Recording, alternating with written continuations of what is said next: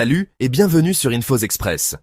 Je suis votre présentateur et aujourd'hui, on plonge dans l'actualité géopolitique avec deux dossiers explosifs qui secouent le monde arabe et international.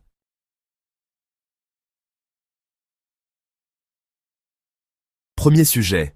Un tournant diplomatique majeur qui divise la planète.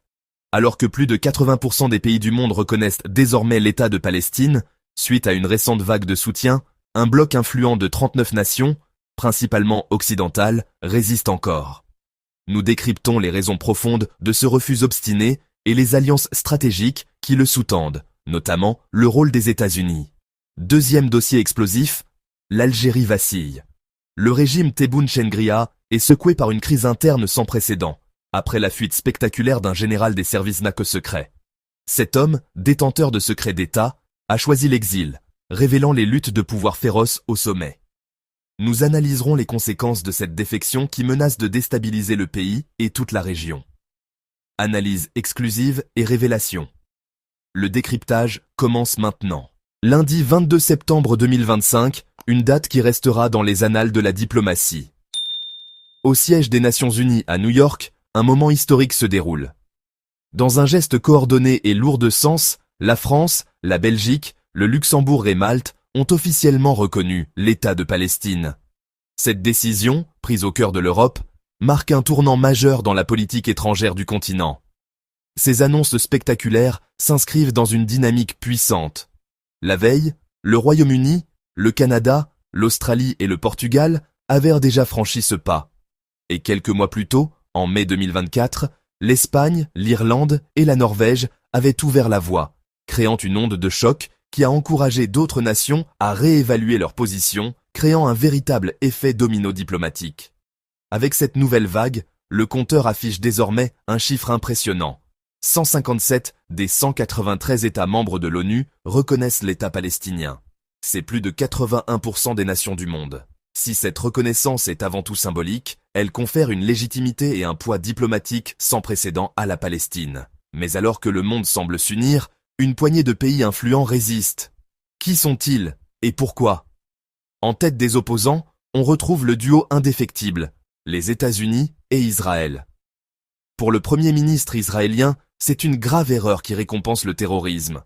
Une position relayée avec force par Donald Trump qui considère cette reconnaissance comme une récompense pour le Hamas. Au-delà de la rhétorique, le soutien américain repose sur trois piliers stratégiques. Premièrement, Israël est le principal rempart contre l'influence iranienne au Moyen-Orient. Deuxièmement, le territoire est un laboratoire pour le matériel militaire américain, comme les F-35, testés en conditions réelles.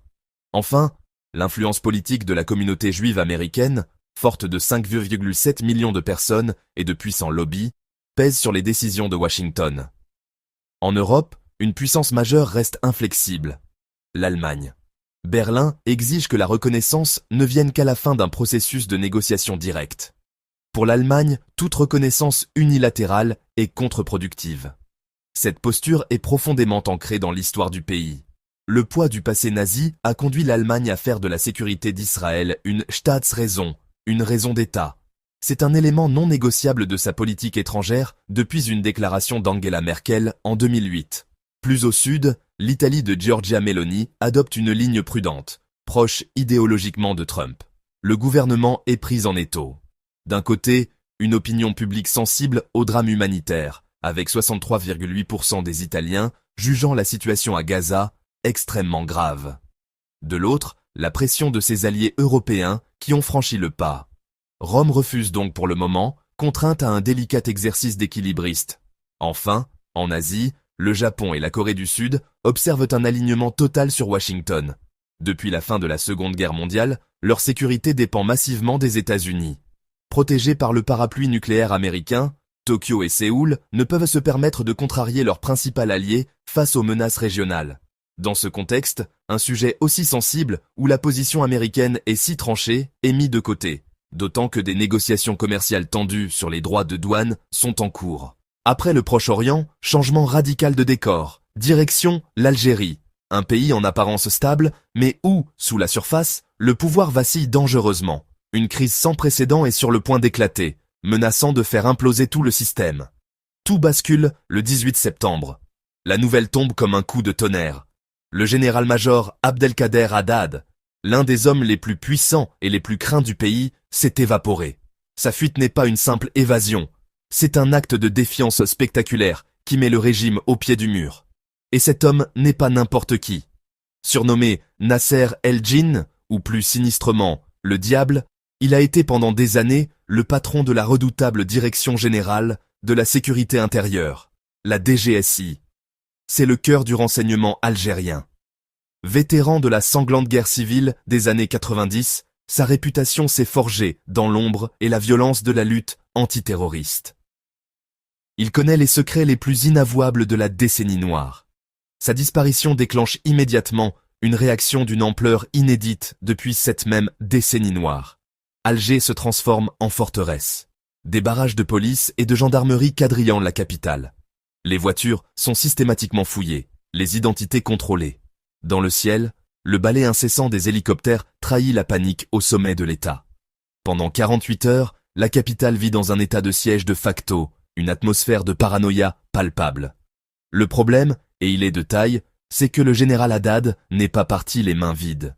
En tant qu'ancien maître espion, il détient des dossiers explosifs, informations sur les luttes de clans, la corruption au plus haut niveau, les opérations secrètes, de quoi faire chanter et déstabiliser l'ensemble de l'appareil politico-sécuritaire. Chaque heure qu'il passe dans la nature est une menace mortelle pour le régime. La réaction officielle ne se fait pas attendre. Le président Tebboune convoque en urgence le Haut Conseil de sécurité. La décision qui en sort est brutale, une purge massive au sein de l'appareil sécuritaire. Il ne s'agit pas de trouver des coupables, mais d'éliminer les menaces. Le chef de la sécurité de l'armée, le directeur de la sécurité extérieure, et plusieurs hauts responsables du renseignement, considérés comme des proches de Haddad ou des rivaux, sont limogés sans ménagement. Cette chasse à l'homme et la purge qui s'ensuit ne sont que les symptômes d'un mal bien plus profond. Elles révèlent au grand jour ce que les experts murmuraient depuis des mois. Une guerre des clans féroces fait rage dans les coulisses du pouvoir algérien pour le contrôle de l'État. À la tête de ce système fracturé, on trouve un duo. D'un côté, le président Abdelmadjid Tebboune, de l'autre, le puissant chef d'état-major, le général Saïd Chengriha. Depuis 2019, ils pilotent ensemble un pays sous très haute pression, une alliance fragile entre le clan présidentiel et le commandement militaire. La réélection de Tebboune en 2024, marquée par une abstention record, n'a rien changé. Elle n'a pas pansé les plaies ouvertes par le Irak, ce soulèvement populaire de 2019 qui a fait trembler le régime sur ses bases. Les vieilles rivalités entre clans militaires et cercles présidentiels sont plus vives que jamais. La fuite du général Haddad n'est que le dernier épisode de cette guerre de l'ombre. Deux dossiers, une même leçon. La géopolitique actuelle révèle des fissures profondes. D'un côté, la Palestine divise encore le monde, avec 39 pays qui résistent pour des raisons géostratégiques, économiques ou historiques. De l'autre, l'Algérie, pourtant première à reconnaître la Palestine en 1988, montre ses propres failles internes.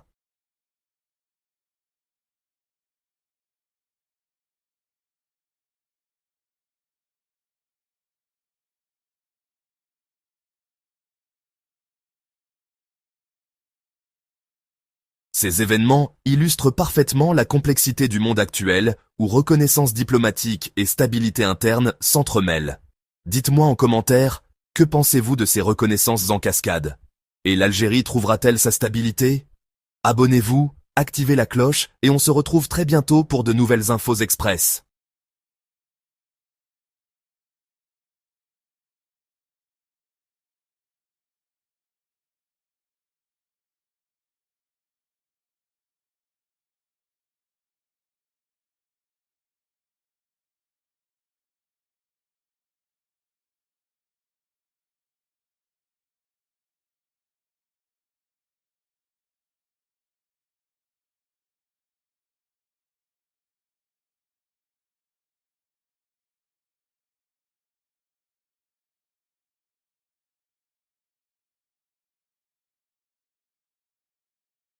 Abonnez-vous à notre chaîne.